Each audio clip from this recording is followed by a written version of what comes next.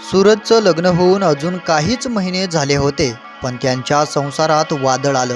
गुरुवारीच बंगळुरूमध्ये सूरजच्या पत्नीने गळफास घेऊन आत्महत्या केली. या घटनेनंतर मुलीच्या घरच्यांनी मोठा राडाच केला. हुंड्यासाठी माझ्या मुलीचा छळ केला असा आरोप करत त्यांनी पोलीस स्टेशन समोर चक्क आंदोलन केलं. या सगळ्या राड्यामुळं आणि पत्नीच्या जाण्यामुळं सूरज आणि त्याची आई पूर्णपणे खचून गेले. बंगळुरूमध्ये हे सगळं नाट्य सुरू असतानाच सूरज आणि त्याची आई कोणालाही काहीही न सांगता नागपूरला आले. त्यांनी इथल्या सोनेगाव भागातल्या एका हॉटेलमध्ये खोली भाड्याने घेतली, पण मनातलं दुःख आणि लोकांचे आरोप त्यांना जगू देईना. अखेर त्यांनी हॉटेलच्या खोलीतच टोकाचं पाऊल उचललं.